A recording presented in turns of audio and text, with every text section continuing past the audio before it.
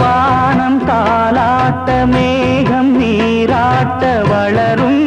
வெள்ளி நிலவே வாழ்வில் நீ காணும் சுகங்கள் நூறாக வேண்டும் தங்கச் சிலையே தாயின் மடி சேரும் கன்று போல நாளும் வளர்வாயன் மார்பிலே